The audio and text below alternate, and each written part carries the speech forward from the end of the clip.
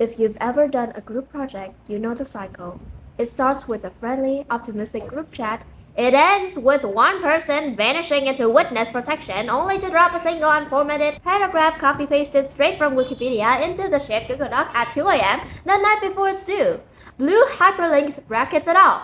Now, if you think I'm exaggerating or inventing a hypothetical worst-case scenario, I hate to break it to you, but you're wrong.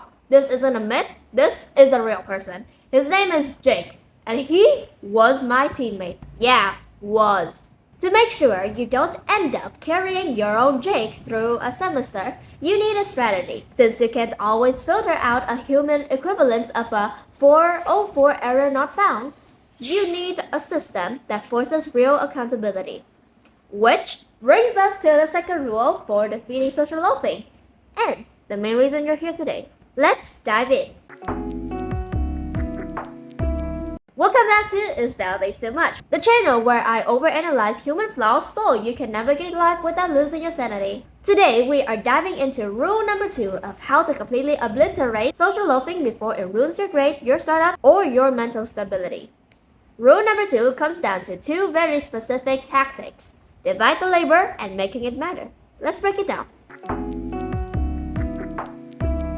The biggest mistake group leaders make is assuming grown adults, or even teenagers, have intrinsic initiative. They don't. At our core, we are lazy creatures looking for shade.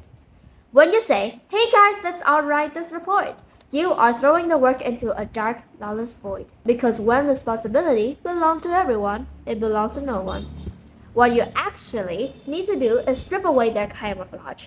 You don't say, "Let's all do this." You get specific. Sierra, you own section 1. Caleb, section 2 is yours. Jake, you're responsible for making sure the formatting matches. Since high-level thought is clearly a stretch for you today. Okay, maybe don't say that last part out loud, but you get the point. Psychologically, what you're doing here is triggering a beautiful little concept called evaluation apprehension. When a task is vague, people hide in the crowd. They think if the project sucks, we all sucked. Safety in numbers. But the second you isolate Sarah's name next to section 1, Sarah realizes if section 1 looks like a toddler wrote it on a crayon rain page, everyone is going to know it was me. And trust me, if there's one thing stronger than human laziness, it's human pride.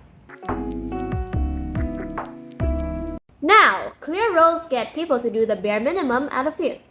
But if you want people to actually produce something good without having to micromanage them like a Victorian ghost haunting an attic, you need the second half of the rule. Highlight the task's importance. Most people don't loaf because they're inherently evil or incompetent. They loaf because they think the work is pointless. If a project feels like a busy work designed to satisfy a middle manager's quota, your team's brain will automatically switch to lower power mode to conserve energy. To fix this, you have to build intrinsic motivation.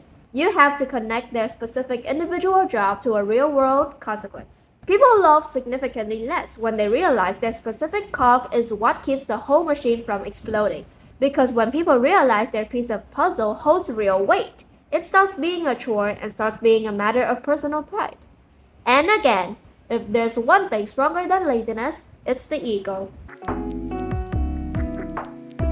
To recap rule number 2 for surviving group dynamics with your sanity intact. 1. Divide the labor.